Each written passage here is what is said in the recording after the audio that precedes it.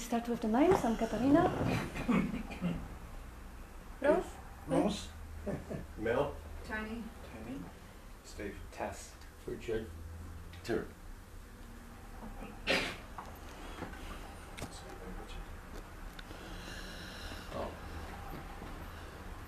Well, all seasoned veterans and this sort of stuff. You want to hear it again? Yes. Why? Because it makes me laugh. Yeah. I'm just looking at everybody's names down there, isn't it? Well, the same old story. It's all about the one. And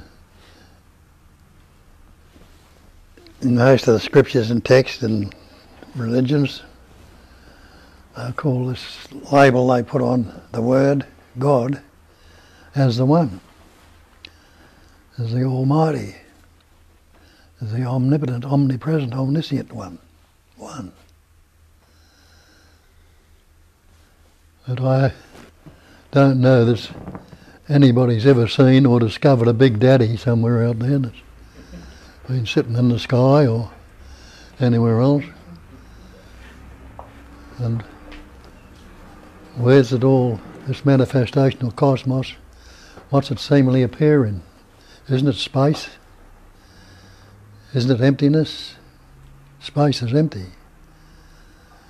They call it, in the Buddhists, they call it a cognizing emptiness.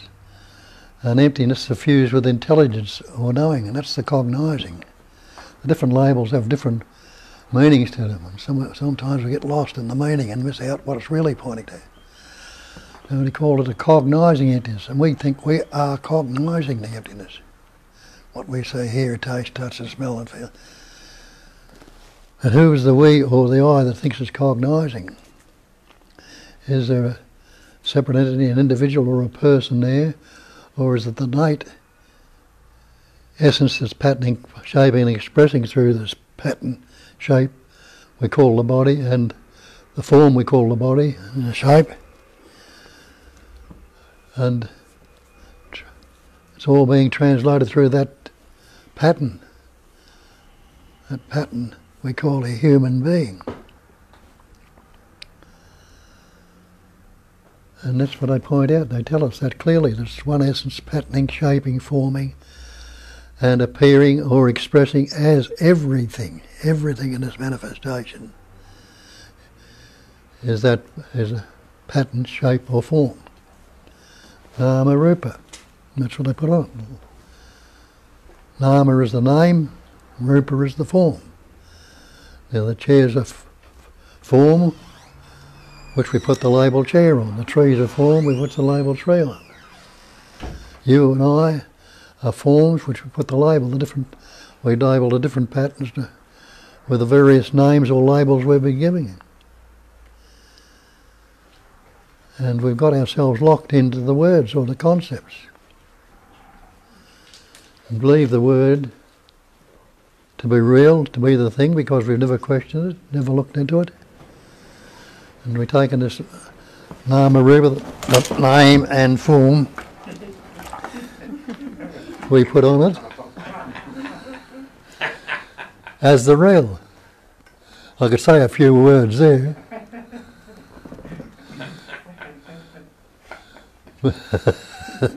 They wouldn't be what I was expressing now.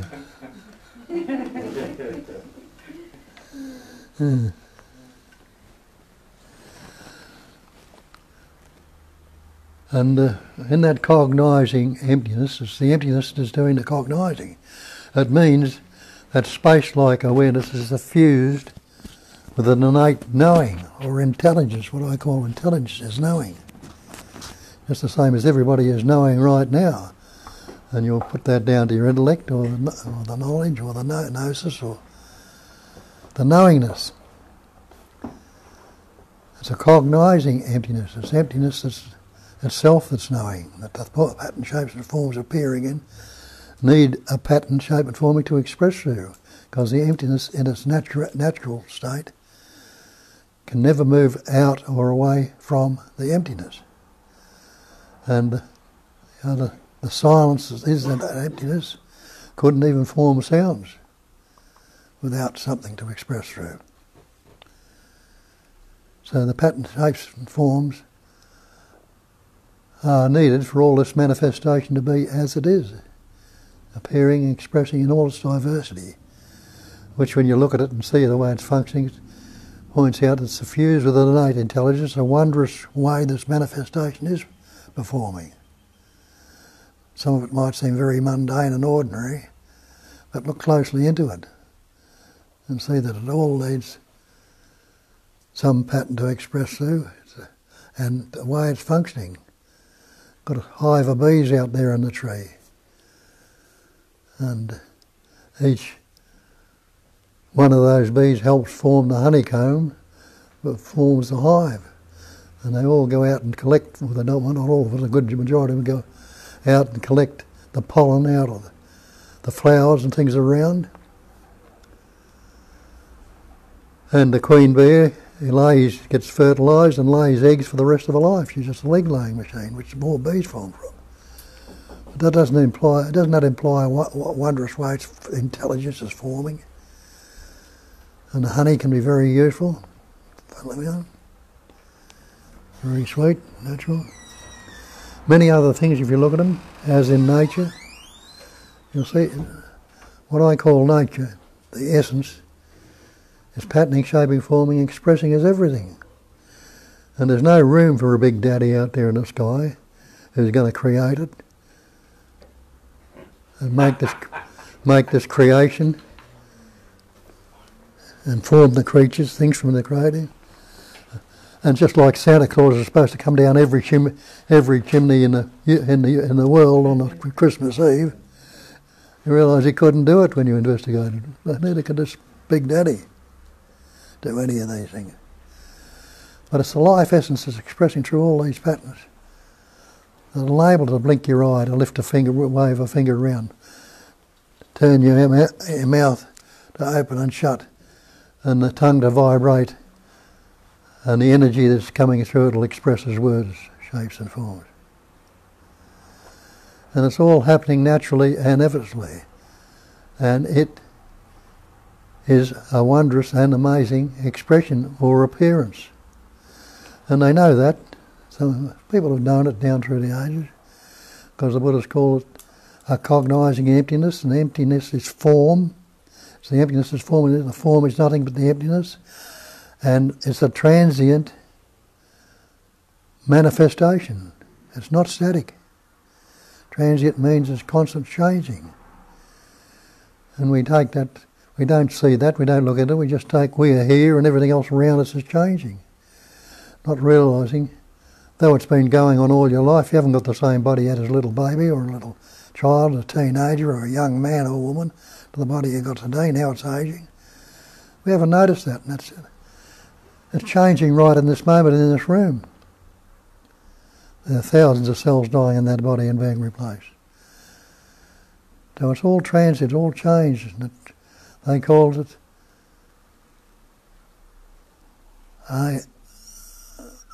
what do they call it? Phenomenal manifestation. A phenomenal manifestation. Manifestation made up phenomena. Look up your dictionary, see the definition of phenomena is that which appears to be. So though we think it's real and take it to be real, it's all appearance only. And it's all a transient appearances then. What have we done? We've believed we are this body, mind, and the things that have got on it, the events, experiences, and conditioning that have happened to it, we've taken to be real and labelled. And all these events and experiences are added onto this conceptual idea or image that we believe ourselves to be. And we take the phenomenon to be real. Not realising it's not real.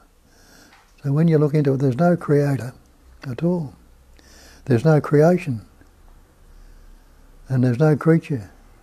What becomes of the creator and the creation? It forms creatures. And we call this bug or something else a creature. We call it some humans we don't like said a horrible creature or something like that. But creation doesn't make any mistakes. It's all expressing as it is in all its different shapes and forms. And the thing is, it needs to be recognised, recognised. The cognising is there, but the cognising gets confused or obscured because we've taken on the belief we are separate, we are individuals. How does that come about?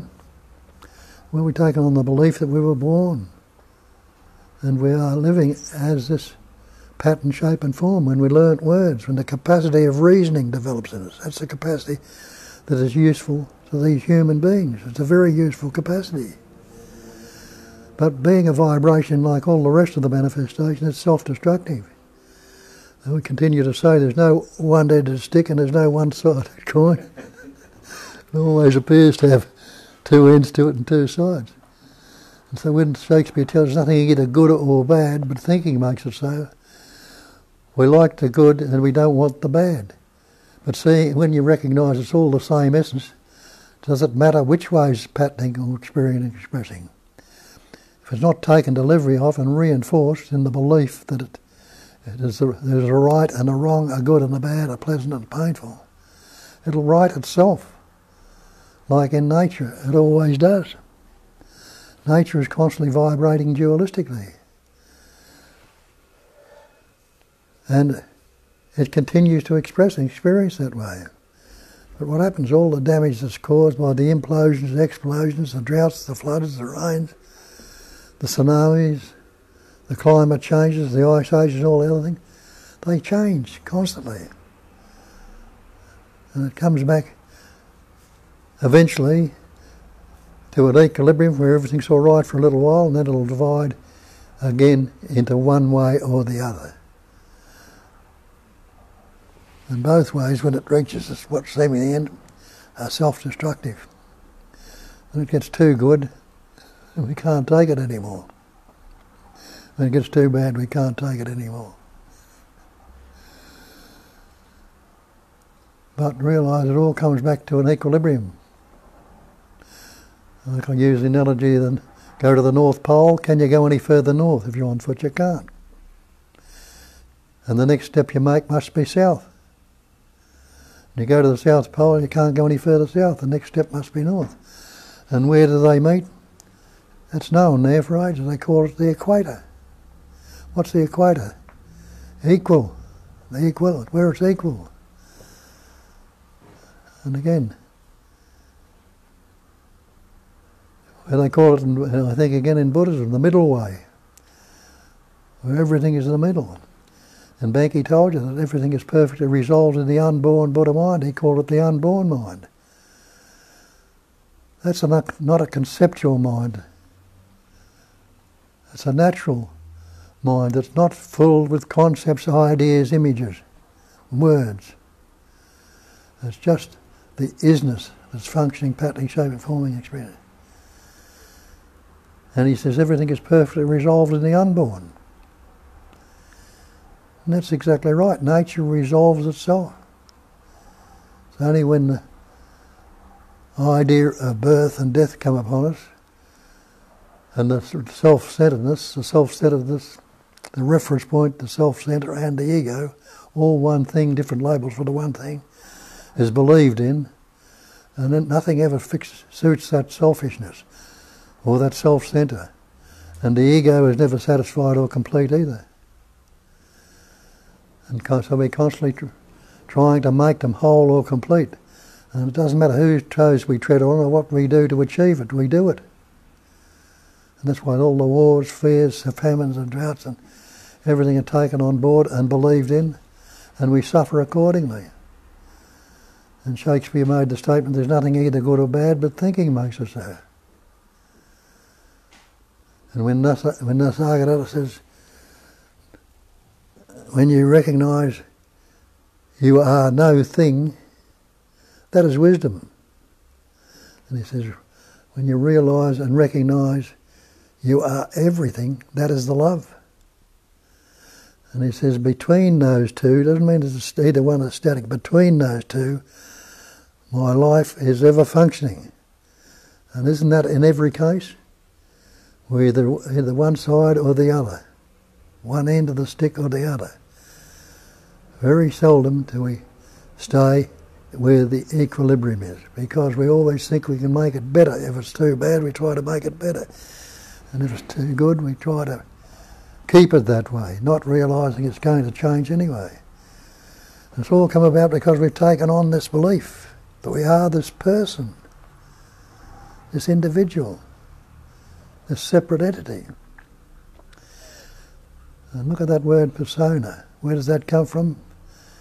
It comes from the Latin persona, the mask, pointing out we've got a mask of concepts we've added onto this idea without questioning it, without investigating it. We've taken it on board from the time we first started to reason because our parents told us so. Our schools, society and nation have reinforced it, and we've reinforced it ourselves. And we've got this mask of concepts, ideas and images, and we beat the hell out of ourselves with the word, with the mask, trying to fix the mask. Why don't you tear the mask up or throw it away and stand naked in your bare natural awareness? And that's what one of the books, Buddhist books, has translated. Self-realisation through seeing with naked awareness. And it's all in that title. See with the unadorned awareness, not adorned by any concepts, ideas. And we say also, what's wrong with right now if you don't think about it? And to do that, you've got to look beyond the thought. You can't pause a thought, because what happened if you paused a thought? What would be doing it? Would it be a thought, trying to pause the thought? And that's why you can't do it, because it can't happen. But when you look into a thought, what's a thought? When you see a thought's nothing but a sound, a vibration, a movement of energy, which we've added the concepts, images, labels and ideas onto.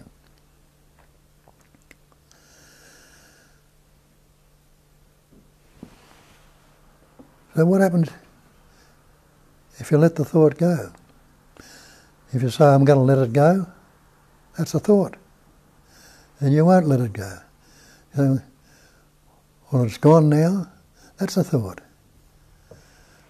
And any way you try to grasp it with a concept with the mind will be with a thought. But just letting thoughts dropped off here now for a moment. As soon as I said that, that's come up as a thought or a concept.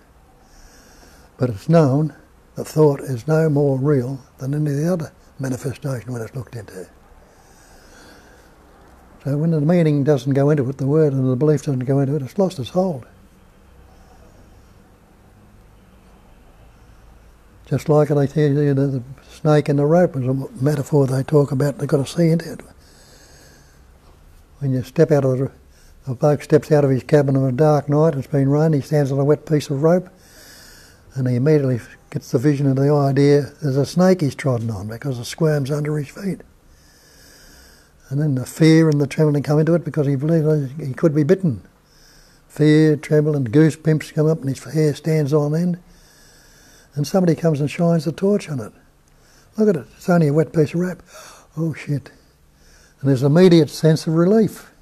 He's seen through it. There's not a snake there at all. But does the fear and the trembling and the goosebumps settle down straight away? It doesn't, because it's become a physical thing, not a mental thing anymore. The mental has formed the physical. And it takes a while for that physical to settle down. And if we don't, when all these things happen, we don't let the physical settle down, when the fear, the anger, the intelligence settle, drop in the thought and leave it as it is. And that's just a thought, and let it go. See what's there if you let the thought go. But we don't. We keep it there, and it keeps regurgitating itself and coming up, and we believe in it and go along with the belief. And you're never free of it. And we've done it for years and years and years, and everybody around us has done it. Unless you've looked into some of this stuff and read some of the stuff that's been read by the people that have recognised, the so-called beings or people that have recognised their true nature and seen through it and tried to put it in words, concepts, ideas, which can only point towards it. The actuality of it needs to be cognised by each and every one of its seeming separate pattern. Nobody can ever do it for you. Though we've got so-called saints, sages and seers going around, will pat you on the head with a peacock feather, think they're going to give it to you, hit you between the eyes with a big thumb instead of a fist, and think they're going to fix it for you. I've got you standing on your head and doing all sorts of yogic asanas, thinking it's going to fix you. They're all good for the health and all of their use, but they're not going to give you this recognition, understanding. Why? Because that is all there is. That is all there is, and you are already that. You've always and ever been that. From the time the first memories came about with that learning of words. And even before that you were that, when you were the body, little baby. When you were in the womb being formed. When you were in the food, the essence of the food and your father and your mother ate. When you were in the air that they breathed. When you suffused everything like it is suffusing everything now. You are that essence. Never been anything other than that. And this pattern, shapes and forms we are experiencing through at this moment are not going to last. They're going to change. But what happens? Can they go anywhere? You're in space now. Get out there and try and get out of it. Go away from space. See how you go. You realise you can't get away from it. And if you go out in space somewhere without a spacesuit, you might feel a bit different, you might feel a bit colder, can't get any air off you. It'll certainly change, but you'll still be in space. I recognise there's no way out, except with the recognition of what your natural state is. And see, that's living you, breathing you, beating your heart, growing your hair and your fingernails, digesting your food, allowing the thoughts to happen, recognising the thoughts as words or labels, feeling the senses, the tasting, touching, smelling, the thinking, the hearing, doing, breathing, heart being, doing all of these things. In this pattern, as it is here, so it is there, and there is here, and here is there. Always, everywhere, or as they put now here, when they change the nowhere and put the W on the end of the no and take it off the where, it's now here. And there is any other place you can be. So how did this idea of a separate entity and individual come about? How did you come about in the first place? Well, naturally, you go back to the I was born. Yeah? Can you remember that? Can you remember being born? You can't. When did you begin? Well, we'll have a look at that. You can't remember your birth, you can't say you began at birth. When did you begin? You realised you can only remember from about 2.5, it might have been 1 less, or it might have been more, 3 or something like that. All depends how well that intelligence is functioning through that, expressing through that pattern. Wherever it was, when you began to learn words. And realise from that every word you've ever spoken, or ever likely to speak, has been learnt. There is no word you were born with, and no word that is your natural state. Every word is a label. Because when you look at it and see that's all the word is, it's a label, a meaning we put on that vibrating intelligence energy. We've put on all the things in it. Even the idea of thing is a label. Something. Something is, you're not discriminating until you put the label. This thing is a chair. This thing is a tree. This thing is a blade of grass. This thing is you. That thing is you. It's me. This thing is me. It's all things that we live in. The things are different vibrating pattern, shapes and forms. So the intelligence is doing its job, naturally, effortlessly. And the universe is functioning as it should. As it tells you in that little statement, the desiderata, no doubt the universe is functioning as it should. And it is. And there's no big daddy out there that's guiding it, steering it, getting distressed and going to throw you into hell for being a natural naughty boy or girl or doing this or doing that, or being a terrible sinner, which they put on you and keep you in captivity and making sure you look at the word and go into it.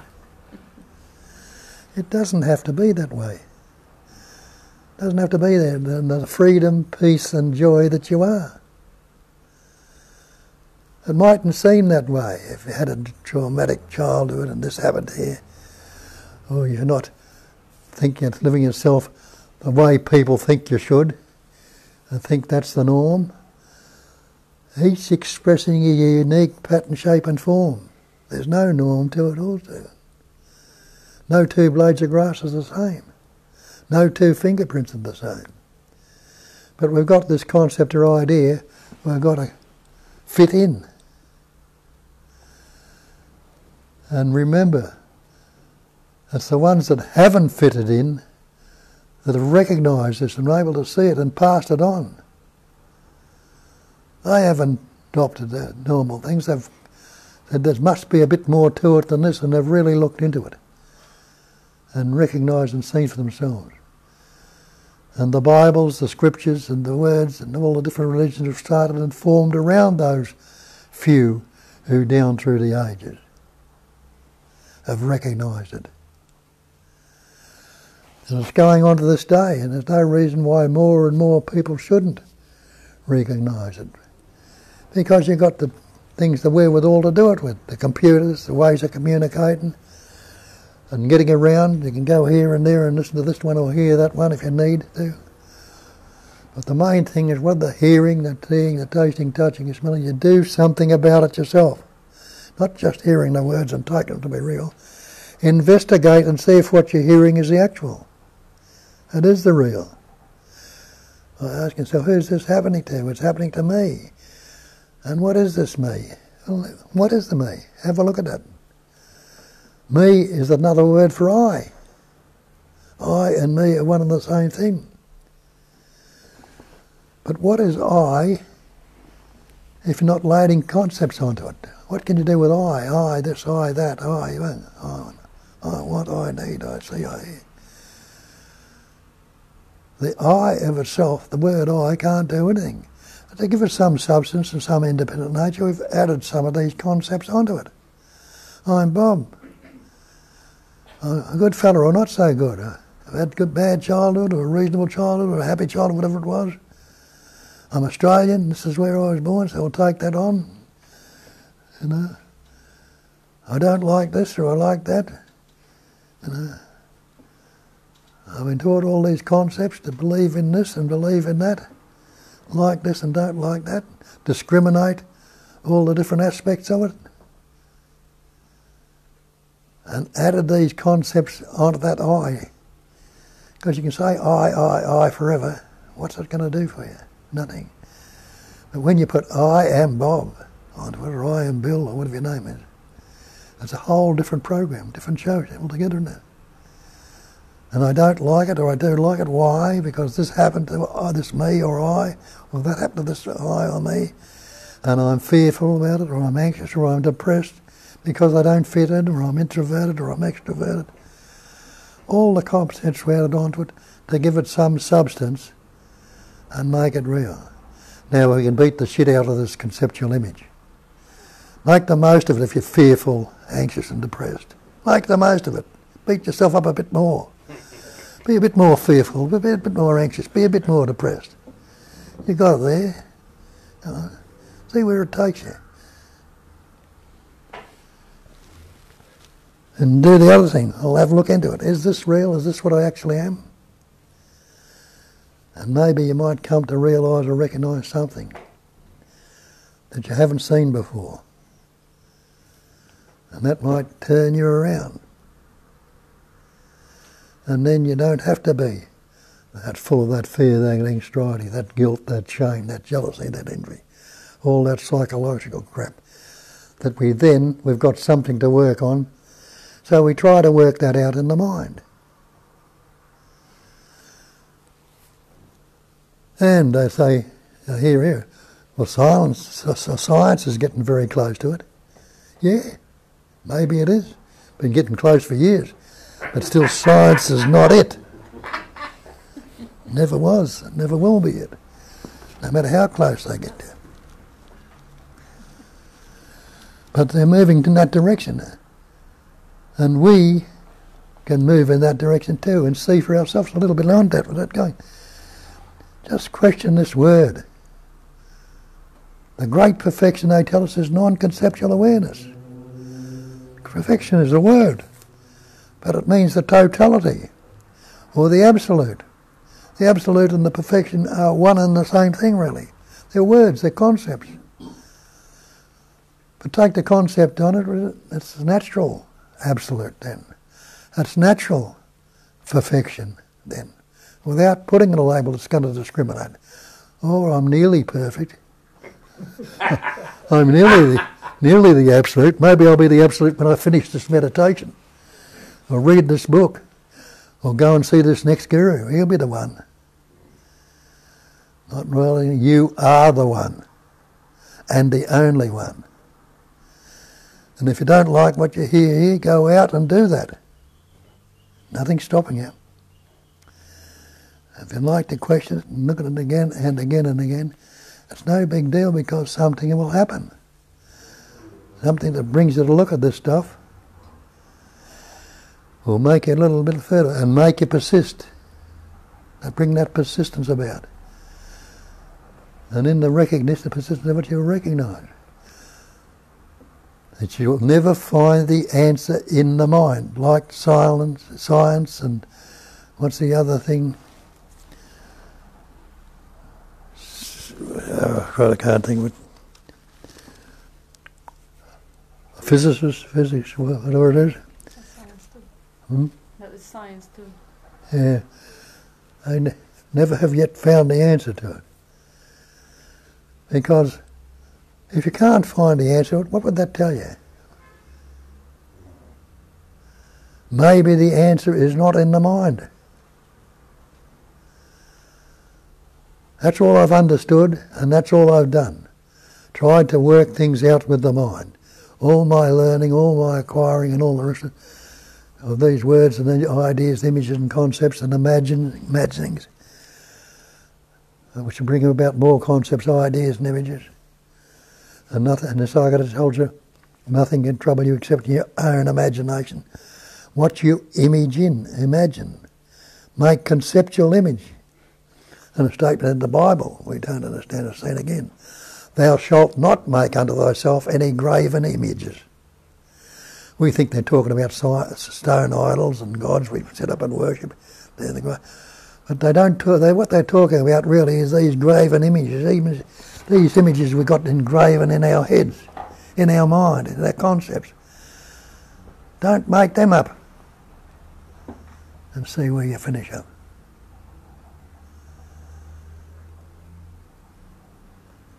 So we ask you to, because that's how it's come about. You put all these concepts in your mind and made the concepts, added these concepts onto the I thought to give it some substance and some reality. Without any things added to it, what reality or substance has I got? What reality and substance has me got if I'm not putting other concepts on it? None whatsoever.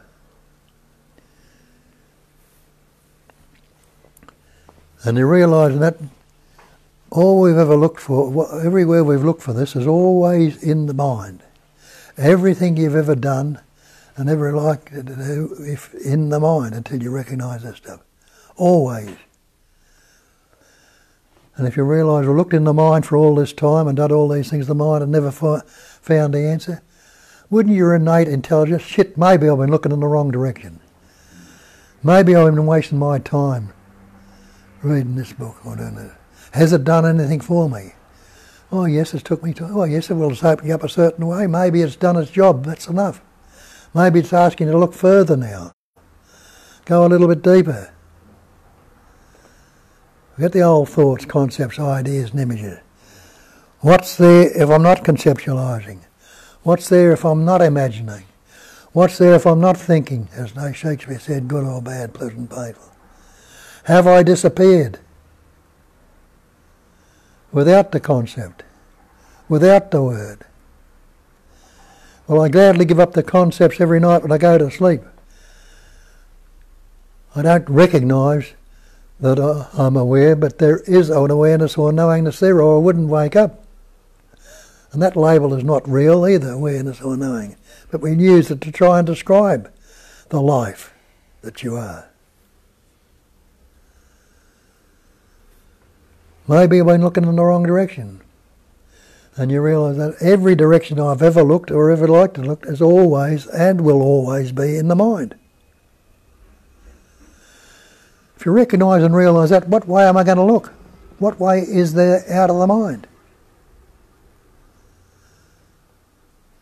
And it might dawn on you there and then there's only one way out of the mind, full stop. Don't go there. And then when you might start seeing, what am I without the thought? And you realise you can't say anything without a thought. Because if you say something, it's this or it's that or something else, that'll be with a thought. And thinking started to come up again. You can't say anything without a thought, but if you lost that presence awareness, try it and see. That awareness of being is bliss. That's the Satchitananda. And the conceptual image that we're relating to all the time, the reference point, the self-centre or the ego, constant thing we're relating to, relationship is duality. Relativity or relationship, it's the same thing, is duality. And in duality we've moved away from the one essence. Hear, O Israel, the Lord thy God is one God, there is none other.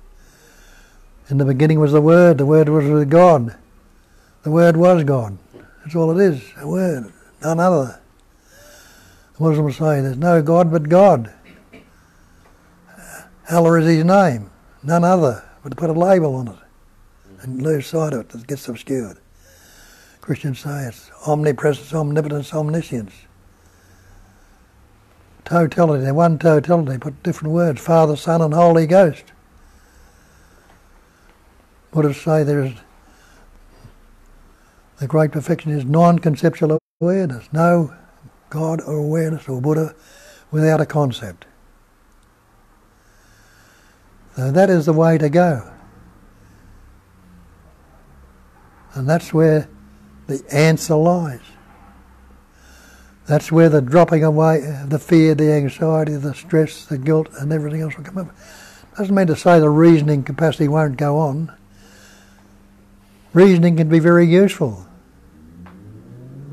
Because this room was an idea in somebody's mind once, so was the television and the computer and the iPhones and all ideas in somebody's mind once.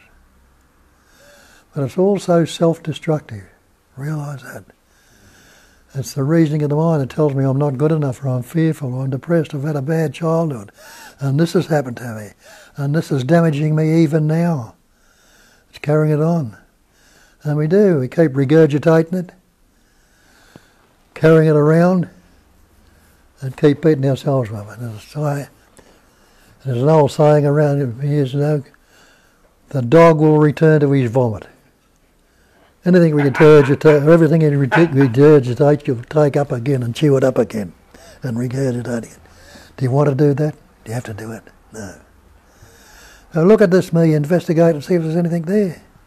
And I've said many times the way to go about it. If it doesn't work, try something else, or listen to somebody else that might tell you a different way.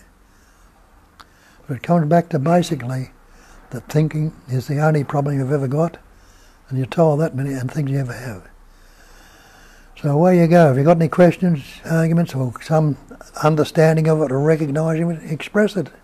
It may help others for what you've done.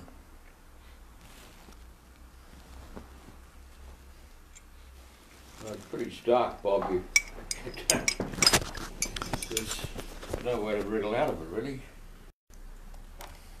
Unless, of course, you're not good enough. Drop that one too.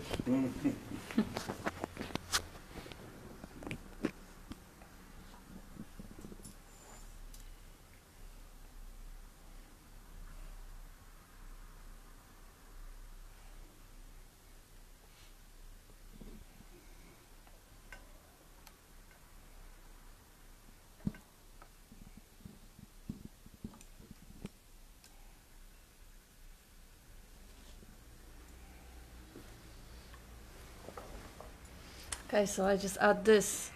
Bob has nothing against science. He loves documentaries because it sounds almost as if he's crucifying the science. It's not the case at all. It's just that science has some answers that stir more questions. So whenever they find something meaningful, the next thing, like let's say they found exact place in the brain where the hallucinating of the languaging self happens. Brilliant. I mean, why don't stay with that? Why next question? Okay, how is it happening? Which neurons are taking place in that? So because the function of science is actually to create more questions and to create answers, obviously it all happens within the realm of thinking. So if we want to go beyond thinking, we can enjoy the science. It's gorgeous. Oh my God, it's beautiful. Like a music. We can enjoy beautiful music, a symphony or beautiful fragrance. But the answer to have no more questions is not in having plenty of answers. Like to be really free from that turmoil of wanting to know or wanting to understand is to go beyond the need to know. It is actually to find yourself in a place where I don't know and there is no I that doesn't know. It's totally comfortable. So science usually doesn't take us there. It gives us answers, and those answers could be pointers. They actually quite lucid. Let's say the way the thoughts replicate themselves using the imitation process. Brilliant. Why not stop there and really recognize how the process is happening? It will be the same thing as Bob is saying, watch your mind and see how it goes into duality, into the opposite patterns. Or recognize the thought, feeling, emotion as just a vibration. But usually the science offers us answers and then right away more questions. But it is to be enjoyed. And it is if we really want to find the freedom from the questioner, from someone who constantly needs to know and has desire to find something else, to be something else, to experience something else, something more pleasurable, to be free from that desiring entity. That having answers is not going to take us there. Having answers is actually who is having the answer. Is actually feeding that entity. Now I know. Now I'm wiser, smarter. I'll be even more and even wiser, even smarter when I read the next book. Yeah. So it's not the way. The way is, as Bob said, stop thinking. And again, who is there to stop thinking? But offering the pointer is to inspire something, some resonance within the deeper, much deeper layers of the essence than just the surface waves of the mind. And that inspiration may actually have an effect, and it may bring about that recognition that, oh my God, without that ripples, the mind, the commentary, the waves, there is still that aliveness, that beautiful sense of existence. That sense which is like, for me, it is really always dying back into it. It is dying out of the surface and diving into that nothingness, which is so rich and is so, it's nothing, and yet is absolute. It's like rock solid intensity of existence. Even though we got used to this, I remember Tony was bringing up, I think from Cole, a brilliant example of how we desensitize ourselves using like the comfort zone or temperature. Actually this way, because we have exact same temperature everywhere. When the temperature drops 3 degrees, we're freezing. When the temperature rises 3 degrees, we're boiling. Like, come on. But the opposite thing we do with the other senses, like with the food. If it doesn't have loads of sugar, it's blunt. When it doesn't have a lot of salt or pepper, it's blunt. But actually bringing up the sensitivity into that, like desensitizing ourselves from that, say, sensational thoughts and stories, and just coming back into that subtleties where nothing really intense has to take the attention away, and the sense of presence becomes a priority. It becomes something that it has a specific quality. It doesn't really have quality, but it is and it isn't. It just has to be experienced, really, and it can. And it's not really experienced as a thing, because it is the experiencing.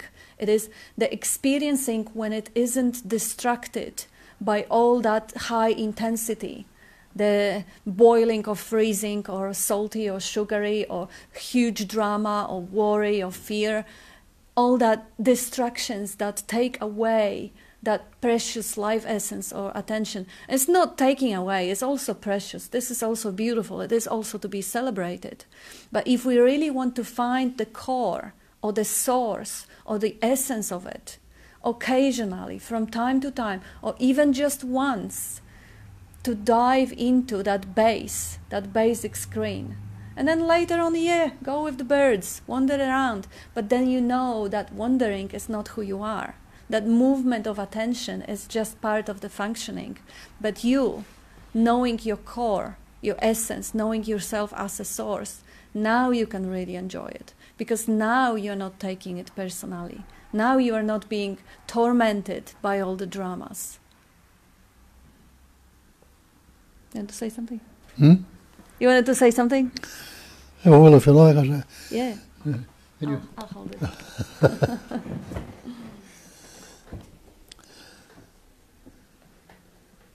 We generally ask ourselves when things are going wrong, who's this happening to? Well, we should, who's it happening to, or how is it? But what about asking why is this happening? And you realise that generally because of the opposites, it's good, it's bad, all these bad things are seemingly happening to you. Why? Maybe it's because it wants to wake you up.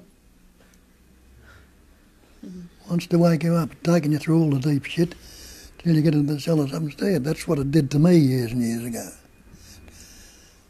The deepest depths. And turned me around, brought me back. So instead of taking on board, oh, poor me, it's happening to me and all that. Why? Why? It might make you take another look and see what's there. Give it a go.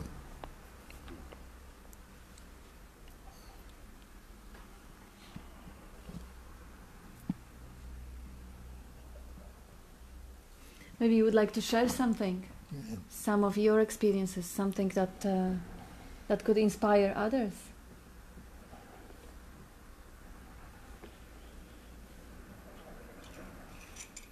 Little insights or little realizations or little moments of relief or moments of a shift from out of the identification with the form. I find there's a kind of a competition going between the juiciness of thoughts and I can't name the quality of what it is, but there's something really nice about silence. But it hasn't yet got so deep and attractive as to inhibit my wandering back into the, as I said, the juiciness of thoughts. I'm on that cusp.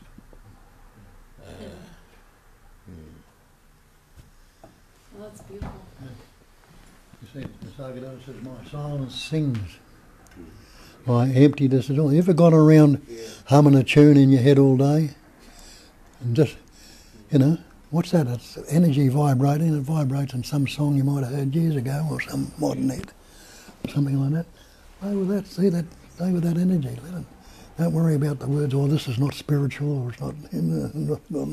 But if it's a dirty ditty, if it's reverberating in the head, let it recognise the energy that's doing it. Also, another thing, it seems like, as you say it, and I wouldn't blame you, but it seems like you would have a preference for the silence to become more attractive than the sound. But what you are really, whether it vibrates or it doesn't, it has no, ultimately, in the core of your essence, there is no preference. Find a place where you are that silence, occasionally just staying still, and other instances going into a thought, because the freedom is freedom from preferences and desires, when you don't really care whether the thought is there or is not there. Yeah. The background is always there. And that depth is always there too. It's really just about stepping back from anything that is happening into the place where, almost as if you step back to the place where you sleep, you don't have preferences, dreams, desires, nothing, unless you're dreaming, that's a different story. But really just stepping out of wanting anything what is not, anything different than what it is now.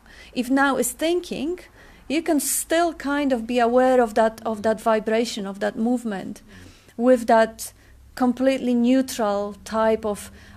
initially, the curiosity is not a bad place to be, but later on, it's just even stepping out of curiosity and being completely neutral about it, whatever the machinery is doing. It's just like you are more or less neutral about the sounds going outside, because you don't have any control over the sounds, whether they are traffic sounds or they are birds or they are kids yelling. It may be annoying at times, but you don't really put much of the attention on trying to do something about it, because it's out of your control. And thoughts are just the same. They're also out of your control. You can't do anything. It's just like a traffic on the street. It's the traffic here. So if you really step out, even from the preference towards silence, or even from the desire for that preference, and just see what's going on from the place where you don't mind. There is such a place. It may not be very obvious or easy to find, but actually relaxing back, like, I don't care, okay, I don't care this, really not caring. Although caring is beautiful too, because this is something that should not go missed. The desire for silence is the sweetest way of expressing devotion towards the truth. It's your heart calling. It's the heart wanting to go home. So because I've been going through those type of desires for years, and I learned to translate them when the longing was showing up as love, because longing for truth, longing for peace, longing for home is love. And then when you understand it as love rather than desire, a kind of, yeah, all right, it's not too bad. And when it's not too bad, the clinging, the stress, all of it goes away, and the relaxation happens naturally. The acceptance, love is easier to accept than desire or preference or resistance towards the noise and attraction towards the quietness. So this type of, it's almost like reframing, rather than seeing I don't know why the silence is still not attractive, why it's still not more attractive than the thought, I wish it was. That holds the energy of desire and resistance. But while you actually see it as, oh my gosh, I'm so in love with coming home and absolute freedom. So that's what I want. Yes. That's where I want to go. And recognizing this desire for silence as preference is exactly that love. This is how it expresses. It expresses as desire for preference for silence. So that love is already here.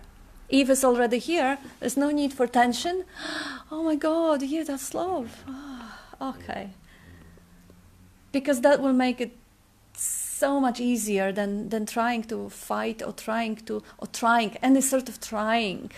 get that silence to be more attractive, because trying is always coming from resistance. You don't want it. Thank you. Thank you.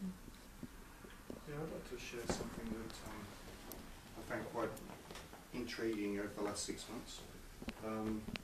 So I've always been someone who has tried to grow and change and achieve things and do things and want things, then work towards them and then get the thing. And but the person who's trying to get them is the little me, the small me, the separate me. So that would be the person who would want it, and then that would be the person who would also get it, and then go like, yay, pat on the head. But since I've had a bit of a glimpse of who I actually am, which of course was sort of an achievement in a sense, the little me kind of had a bit of a sulk, because it was like, well, if it's not me doing it and I'm not achieving it, then what's worth doing and why should I do anything? So he kind of took his ball and went home for a while, and I went through a period of and also if it's kind of like, well, why do anything, because I'm already everything, and I can't really fail, and it's just kind of like, well, I don't really have any of the motivation that I thought I had. So I went through a very nihilistic period of, well, nothing's worth doing, or nothing is worth attempting or doing, and then that sort of passed. And then what I realised, and then I went through a period like the last few months of more personal change than I had done for a long time. And what I realised is that before, as I was pushing in a direction, trying to achieve something for my small I, that there was always something pushing in the other direction. Like it was almost like I wanted to do it, but a part of me didn't want to, so it was like I would fight through that, do it anyway. Whereas now, I've just sort of given up it being a personal achievement, and things are just suddenly just very easy, because it's like, well, if nothing's worth doing or blah blah blah blah, but I've got to do something, and it's just like, well, that seems like the obvious thing to do right there, so let's just do that. And things have just been, and I've gone through more transformation in the last 2 months than I have done in the last 5 years, on some really core levels that I've just been fighting and fighting and fighting.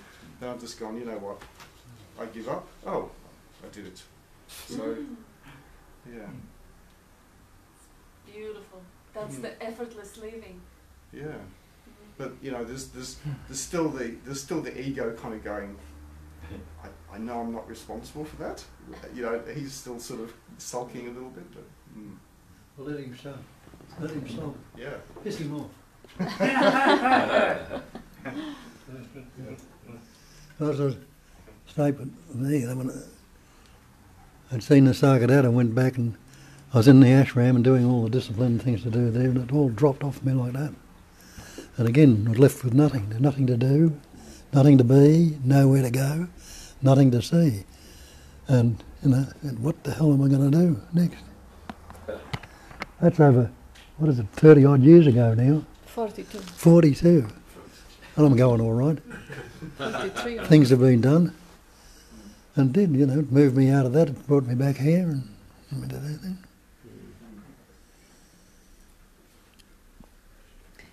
Yeah, it's funny how we naturally just go against the stream and we fight with everything. And then now when you discover the secret of effortless living, yes, you exactly go with the, you know, it's almost like a sixth sense open up, like intuition. That's obvious thing to do. And you do it almost dancing, flowing. And funny enough, the essential things are always done. Sometimes there is a creativity coming up on top, like a wave. And sometimes there is not, and neither one is a problem. That's something as if you kind of know you won with life. So when life wants you to go and do this, it gives you a thought. While if you think you are in control, you try to superimpose some sort of a rigid structure on the flow of life. And of course that's painful, that's so much effort. The whole thing of like, I want this, and then you go back and you make your plans and you get all your troops lined up, and then you do the thing, and then you achieve it or not, or yeah.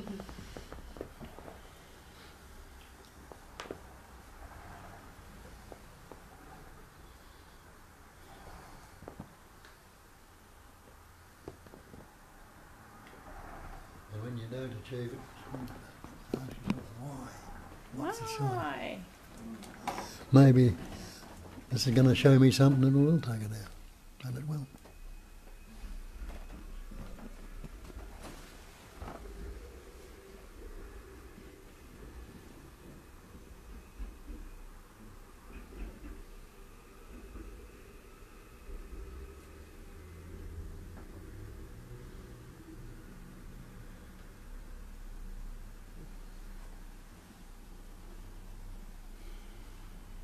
The other day I was, as part of some teaching a class, I was doing a demonstration of counselling with someone, and it was just a short session, and so the idea was to sort of demonstrate, the techniques of counselling, some of the techniques of counselling. So we were chatting and feeding back and searching for meaning and paraphrasing, so on. And that was good. That was good, but nothing. There was not much movement. And then I said, "Look, let's just sit for a second. Let's just sit quietly for a second, or so." And so we did. We sat for a couple of minutes, and then quite suddenly there was a change in her, a change in her facial expression, a change in her complexion. And she expressed sort of suddenly she felt very excited about something rather than depressed or worried or anxious about something, which is good. And so we finished the session after that, and the question then became, in terms of demonstrating, what happened and why did it happen and how do you do that and what technique was that, and so on and so forth. Well, really, it was like it actually just happened. It just happened. It was a good indication of silence, allowing something to fill up the place rather than, I guess you need to create a container of some sort, but after that, if it stays empty, something fills it up, and then the problem is explaining it. So that's that story. Yeah. Beautiful. Yeah. And being able to actually not explain things and just stay with, I have no idea, that was a miracle. That's a concept which I really liked about the Course in Miracles. It says that everything that is a sudden shift in understanding, while you realize that whatever your brother or your whoever you blamed them for hasn't done, and whatever you thought happened didn't, because you just cease your story for a moment. And you completely walk up from that fixed ideas, and then suddenly you have this moment of, and this they call miracle. I'll buy that idea. It's a miracle. Yeah, why not? And then you can have the miracles like 1,000 times a day, why not? But about them questioning it, that's Krishnamurti said about, he says you You wake up and your house is on fire. And he said, what do you do? He says, you go and find out where did it start? Was there a match that lit it, or was it somebody put it through? Was there this? Well, then put the bloody fire out. Instead of saying, looking for the reason why, how, when it started and all the rest of that. That's what we do, is just say, question these things.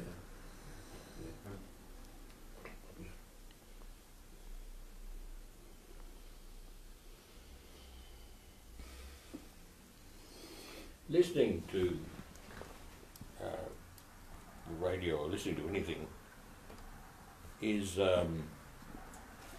has the side effect of bringing you into thought.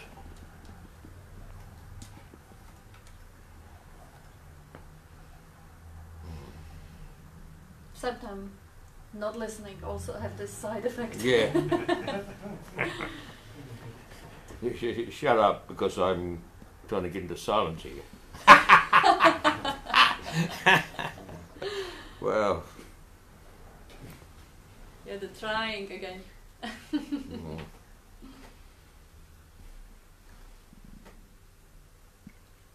Act of trying is the earnestness or love.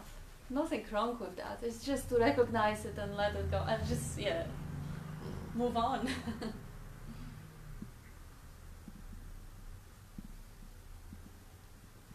I spent some time just working over the years, working on not being distracted. It just seemed drawn to, it seemed like a good idea, so it's been a fantastic help.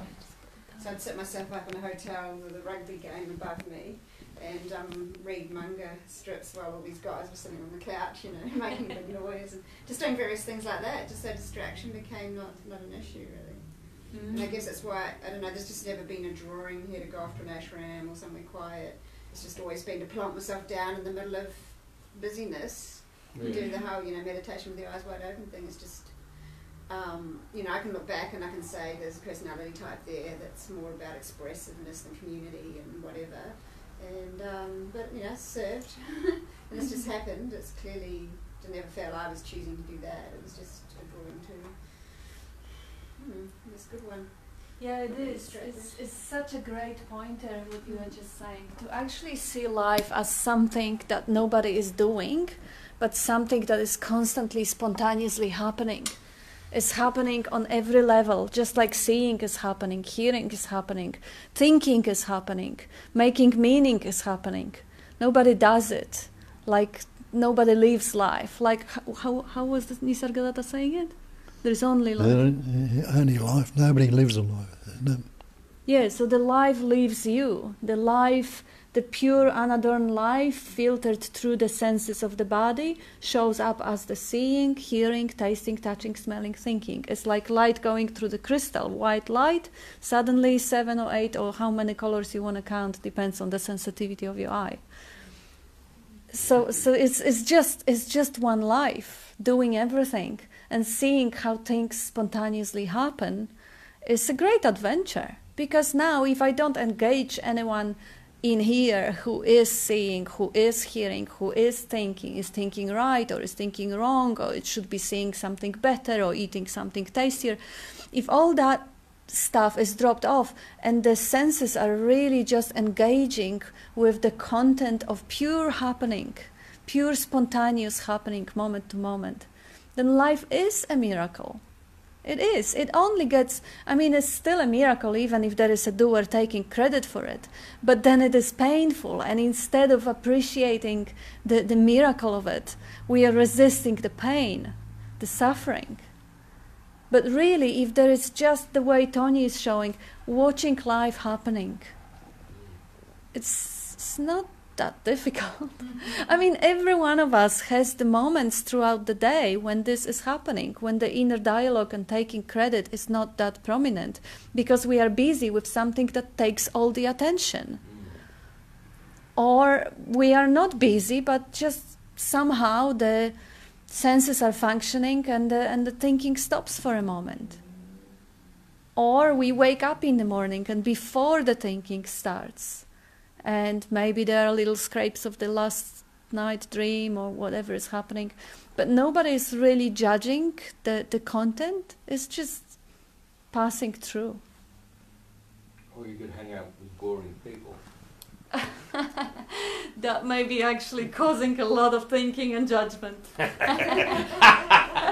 Yeah, sure would.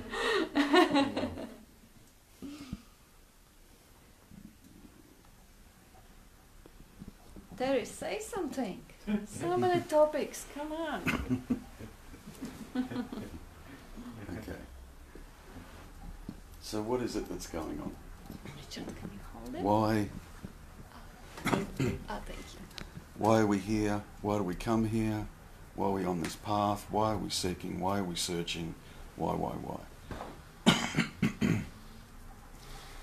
Has nothing to do with any of us. As to the why. All the patterning, even the notion of a me, even the thoughts that seem to manifest locally here, we still believe that there's a me that needs to recognise that it's not this or that. Okay? Now, if there is just one, if there is just absolute one, non-duality, one, then none of us sitting in this room are responsible for any single solitary thought, even the idea of a me being here. None of us are responsible for that. Because what also gets manifested through the so-called individuals is an idea of a me that's here, which is source. It's source that's responsible for every single thought, every single feeling, every vibration, every emotion, even the idea that there's a me here is all coming from source. You can check it out. You know, when you're asleep at night and you're dreaming, and all sorts of stuff manifests in a dream. Who's doing that? You? Are you creating the dream? Who the hell's doing that? It's so full on, the dream, that there's even me, the dreamed character, in the dream. Who's doing that? That's a movement of energy. There's pictures, images, there's mountains, trees, people, all everything that happens in this life can and does get experienced when you're lying on your bed, sound of bloody sleep at night, dreaming. But you are not the dreamer. You're not creating any of it. What is, if not you? Now, the exact same thing applies to this so-called waking state that we believe we're in. We believe we're awake. What's the reference point? Well, I know what it's like to be asleep when I'm lying on my bed, dreaming. That's my reference point. What we're waking from in this so-called waking state is the belief in the dream that happens and occurs in this waking state. Exactly the same. Whatever arises in the dream when you're asleep, it arises in this what we believe is the awaking state. It's another dream state. It's absolutely another dream state.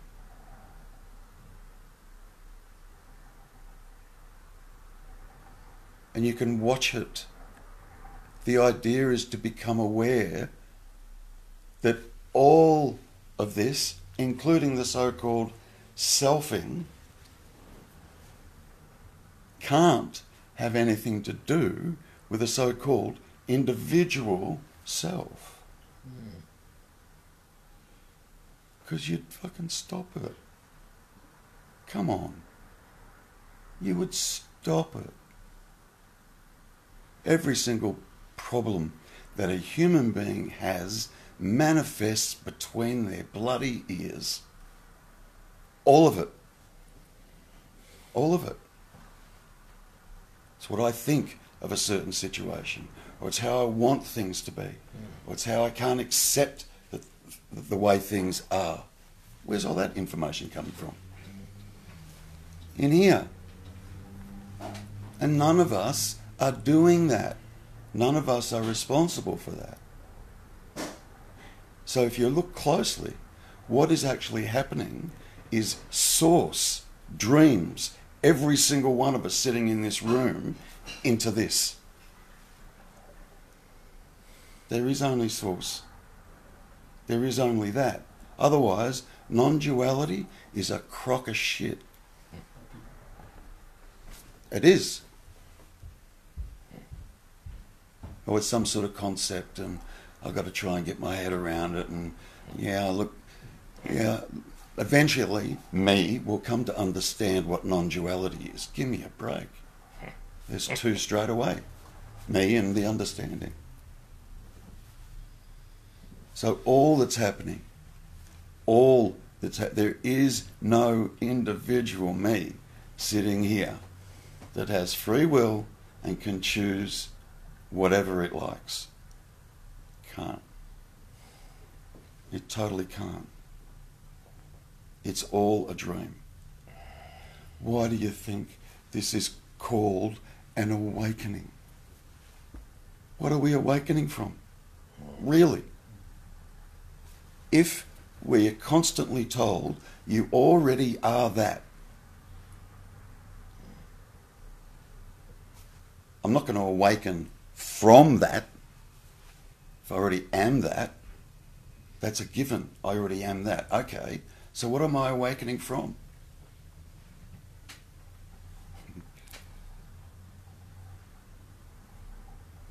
That there's no me here. That it is all a dream. And please, look at what happens when you're lying on your bed at night, sound asleep, and there's dreaming going on. Where's the me then that's responsible for that? Where is it? Where's the me that's separate from the dream that's occurring in here when we're asleep at night? Where is it? Can you actually say, here I am and I take full responsibility for the dreams that occur when I'm lying on my bed, sound asleep at night? I do that.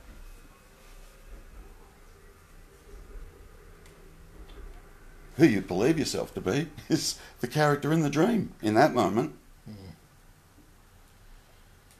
And it seems extraordinarily real. Whilst you're in the dream. Whilst we're in the dream. Here. We're in the dream here.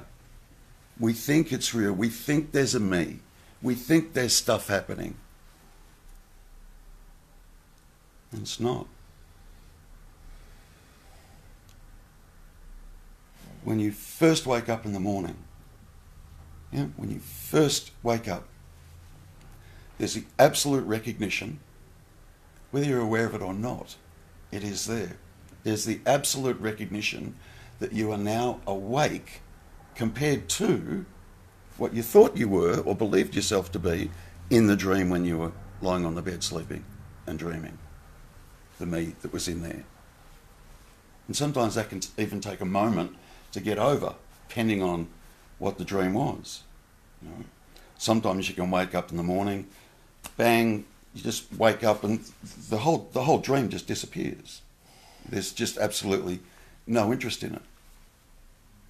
And the me character that's in that dream cannot know what it's like to experience being awake.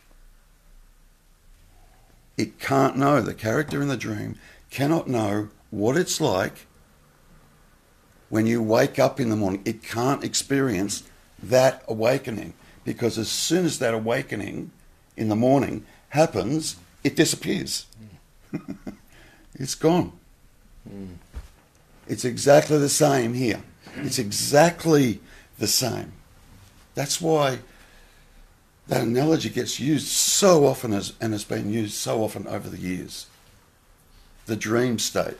Why do they say that? Maybe they mean it literally. It is a dream. I've got no idea how, as Steve was saying, it was beautiful hearing you share, Steve. I've no idea what this is going to do next. I have no clue. But it's a buzz sitting back watching it. Same as the other thing I wanted to touch on was all of this manifestation that we see around us, as Bob eloquently points out, is nothing but a vibration of energy. All of it. But and it all, when it's interpreted as being split. It's interpreted as being dual from this perspective. Yeah? The mere fact that we say there's movement. Yeah? For there to be movement, there's got to be one point there and one point there. Yeah? We take it to be real. We take it to be, and don't get me wrong, it is real. That's the paradox. It is real. It's just not what we perceive it to be. Why not? Because the senses that we've got here are so limited. So limited. Especially the sixth one. The mind. That is so limited.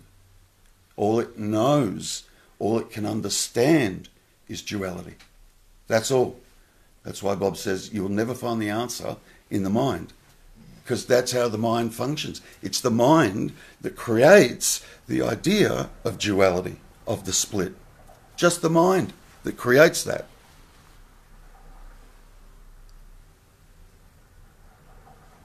What's the one thing that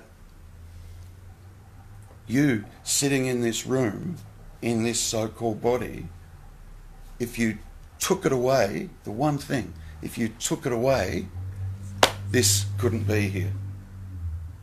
And I'm not talking about the life or the essence, I'm talking about practically sitting in this room, here in this manifestation, what's happening here. What is it totally dependent on? Space. Now, is space split? Is it dualistic?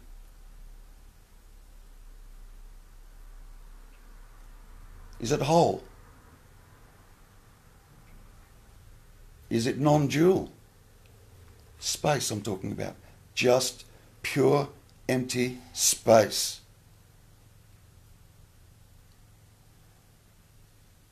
Does it care about anything?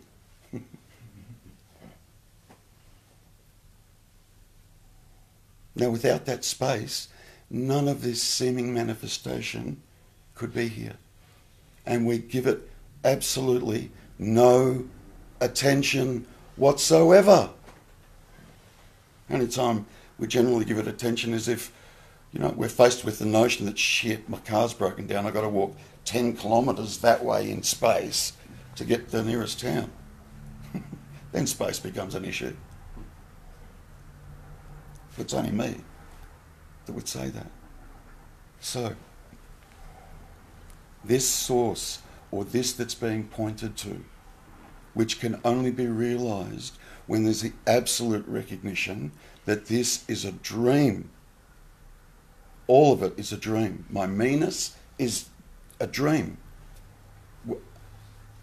We're being lived or dreamed into existence with the belief that I am. There's me and I am. So that's being pointed to is not dissimilar to that I was just pointing to. Space. Space ain't dual. It's not dualistic. But we need the space there for the so-called duality to arise in. Distance, time, here, there, up, down, left, right. Without that space, none of this manifestation would arise. So, there's space back here, without which space wouldn't arise out here. If you want to start getting right back to source, absolute source, without this, there would be none of this, including space. Space like awareness. That's why it's called that. Space like awareness. But it's source. It's responsible for everything and nothing. The great paradox. So it's seeing that. It's seeing that. I mean, I can tell you it's this and it's that and it's not this and it's not that. But until you look for yourself, if one's trying to get an intellectual understanding of this, you're wasting your time. Totally wasting your time. But if you actually are earnest and you stop, pause, and have a look for yourself, you will see. You know, to get rid of the notion of me, to get rid of the whole idea that there's a me here, which is the idea that seems to get in the way of awakening, to recognise that is just to recognise that without one single solitary thought, if there was not one thought that arose, there is no me. Not one image, not one thought, one story, whatever you want to call it. If that ceased, there is no me. And what you'd be left with is, they've been telling me I already am that, and here I am. I am that. I'm here, and I've never actually been anywhere other than here.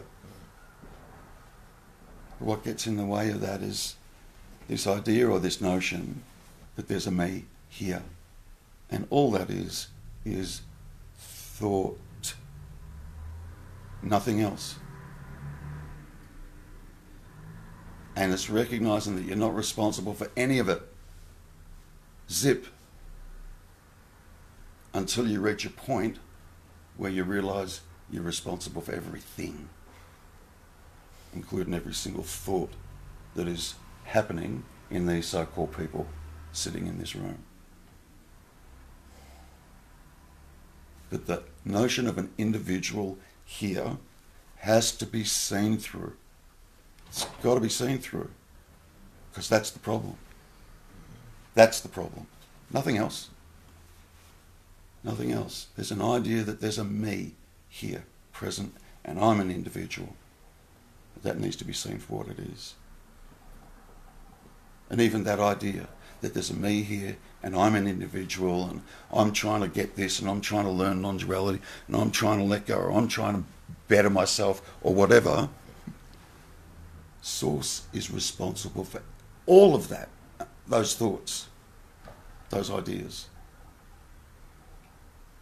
There is no me here that's responsible for that. There isn't. If there was, again, really simple, I don't know about you, but I would just switch it off for a couple of weeks and go fishing. Really. Turn it off. Turn it off. Whatever it is that's manifesting in the so-called personalised individual mind, just turn it off. It'll be there in a couple of weeks, I guarantee you. You can just switch it back on again and boom, the whole play will come back. We just switch it off and go fishing. You can't. You can't. Why? Because it ain't you doing it. There's no you there doing it. It's not you doing it. If there was, you'd turn it off. You literally would. You literally would. You'd never have a bad thought. You wouldn't. Why would you? Why? Why would you? Why would you? Not responsible for any of it. But sometimes, you know, what was alluded to earlier, sometimes bad shit seems to happen in our life, you know? I go, Jesus, why me? What have I done? You know? And in my experience sitting here, the worst shit that ever happened in my life got me sitting here. And if it hadn't happened, I wouldn't be sitting here. Terry, you have a question? Apart from the sun shines on everything, that is a word of love from Bob Seal for Cyber Bob. You have a question from Gad Potter. Oh, Gad. Hi, Gad. Yes. So he's asking non-phenomenal manifestation. What is seeing? Emptiness seeing what? For seeing to happen, it must be someone who sees. Really? Perhaps. But that's purely a concept. It's purely an idea. If there is just source, source is responsible for everything. Bang. Boom. That's it. That's the bottom line. If there is seeing, fine. There's just no seer. There's no individual seer here. There's seeing happening everywhere. There's hearing happening everywhere. Another way to put it, which may also be helpful, is because I think I know what is meant here, but it always feels that there is someone, there is a subject. So in other scriptures they call it pure subjectivity. And it means, which Terry was explaining a few times also, that it doesn't mean that there is no me, therefore there is no one there, therefore there is no sensation, there is nothing going on. The pure subjectivity, it means there is existence, there is awareness, there is so-called impersonal, all-embracing self or source, and this all-embracing self or source or cognizing emptiness is seeing through every single pair of eyes. But because of the limitation of every little camera, it sees only at one at a time. But doesn't mean that if there is no seer, that there is no seeing, because seer and seeing are inseparable. And also, if I want to say I'm seer, this is what I'm saying when Terry, when you're relating to your last distraction or obstruction from realization, is that idea that I shouldn't be here, I'm still here.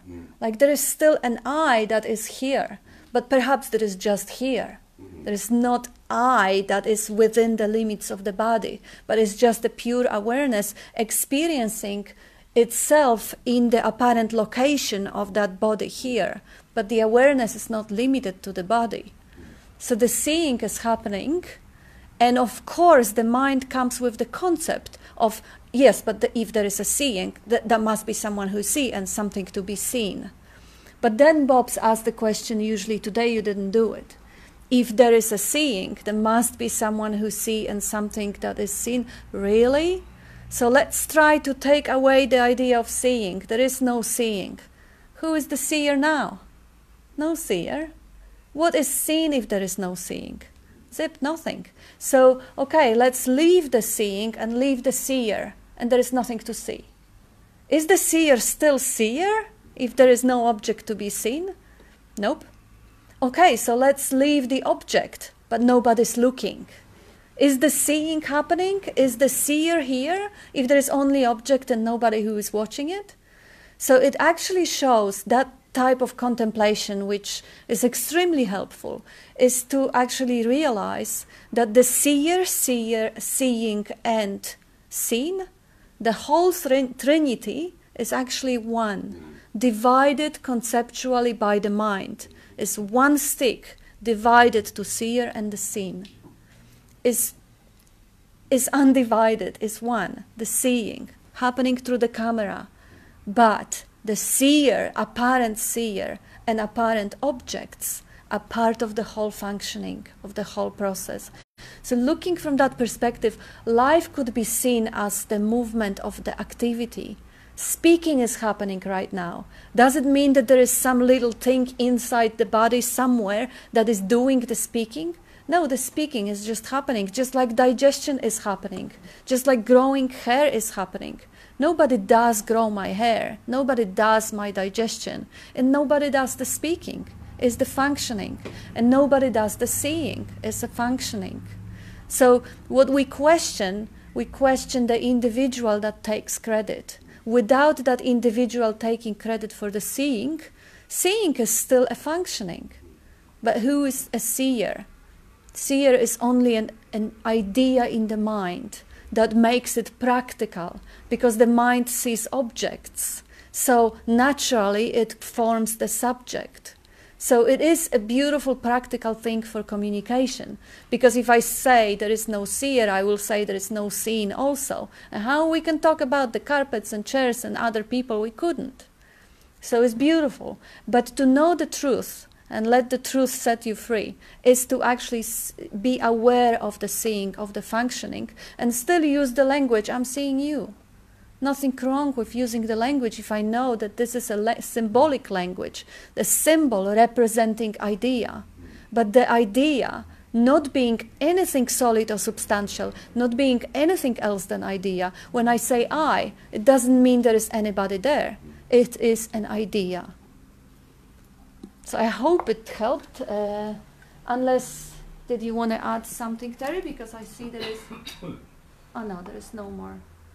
From God. Hopefully that that all helped. Did you want to add anything, Bob? I just don't like the word sauce. What is it? Tomato sauce, chili sauce? And can there be, if there's a sauce, that means there's a beginning somewhere. Yeah, some people really like it. Yeah, well, it's a word you've got to don't. use some words, but there's a lot of words I use I don't like either. Yeah. One of the 57 varieties. Yeah. Yeah, it's a little bit newer words, so it's actually a little bit less holding less of the associations as the other words. But yeah, as you say, yeah, you may like it, some others don't, and Because I've got quite a geographical mind or visual mind. For me, everything's so boundless in terms of the whole universe. The source is just like a blob somewhere, so it doesn't have a beginning to me, because I don't really... Yeah, just because of the way this head works, so get away with it not being a beginning type word. When talking about seeing and the experience of non-duality, it seems that a better word to use is vision. yeah, There's a vision. absolutely, yeah. And in that vision, things start to disappear or appear differently. And an example might be, I was driving a car back from the Mallee to Melbourne, so it was a few hours of driving where you're sitting there, you're not doing much. You might have the radio on, listening. And I'd also been studying Longchenpa's Natural Perfection, and in that they talk about the spaciousness, the spontaneity, the unity of the ground, what they call the ground, the source, as Terry says. And the windscreen of the car became an example of the ground. I was looking through the windscreen, and without thinking too much, noticing how objects got bigger and bigger, disappeared out of view, and then objects got smaller and smaller at the same time. Things were changing, colours and shapes were changing. And somehow one became immersed in this vision. And in that experience, which lasted pretty much all the way home, it was known that there was no time no space. There was no centre to this experience. It was just, you couldn't say it was being viewed from one point. It was just, everything was changing and flowing.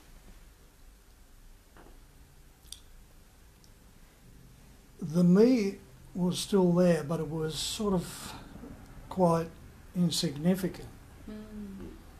And at one point, I'd sort of tested this, what was happening, and I just glanced down and watched the hands on the steering wheel.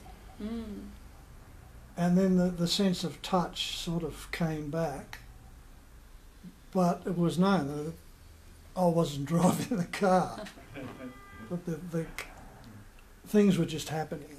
And that seemed to sum up everything. That things happened. Yeah. Beautiful. So that was a kind of vision. Vision. And Douglas Hardy said that he was driving down from Queensland to him. He says, I swallowed Australia. As it came up, it disappeared. That's it.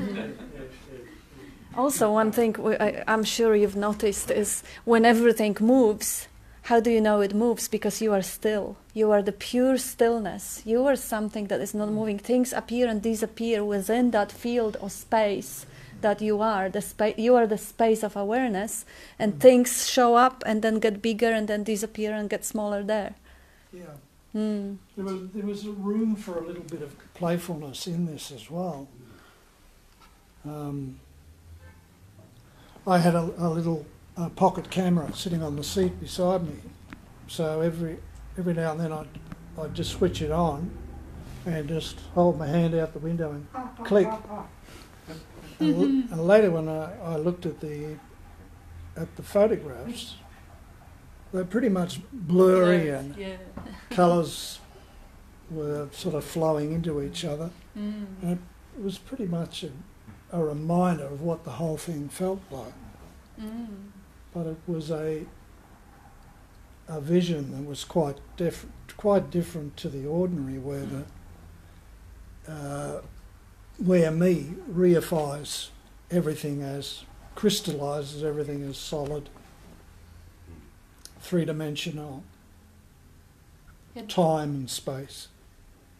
That sort of vision is actually like a peripheral, relaxed type of vision when Bob is saying that keep your five senses wide open with unfixated awareness. So we are not fixating, because apparently the sense of seeing works the way the brain computes one thing at a time. So you constantly just make things solid by the act of acknowledging them with the seeing. But when the vision is completely relaxed, the experience is quite different, and it's really kind of pleasant to experiment with. It's great to actually really unfixated sort of vision. I often use also, vision is a fantastic word, but I use, instead of seeing, the field of seeing or space of seeing, because I had some questions from people who could not compute the seeing as a functioning. And the capacity of seeing, of field of seeing, all right, okay, I get it. Because yes, it can be pretty confusing, especially for non-English speaker, for people who, or listener who that was a Spanish guy that asked this. So vision of field of space of seeing, because it is ultimately all space of awareness, or sky-like awareness, or field of awareness, or field of seeing, hearing. So, it also seems that the senses are not limited at all in certain circumstances. That there is, hearing can go outside of this normal view. But in every case, it seems like I'm just sort of going on my experience, but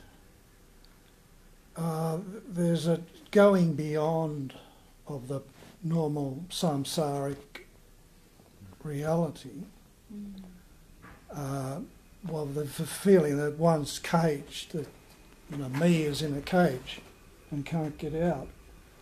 But when one steps out of the cage, what is left? You can't say you know what's left. It's beyond knowing, and yet it's undeniable that it's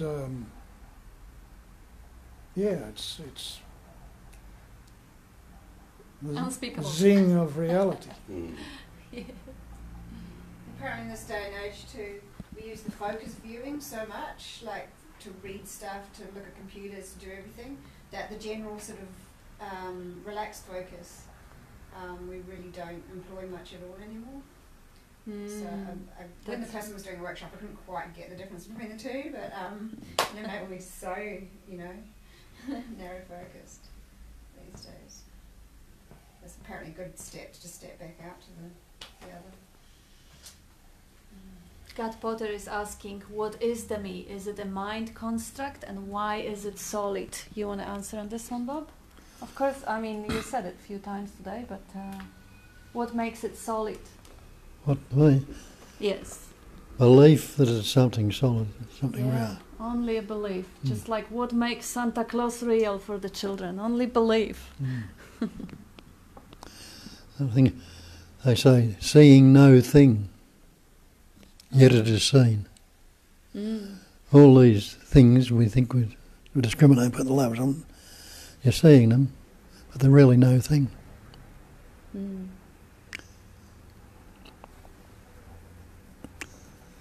And who's seeing them? No thing is seeing no thing. Yeah.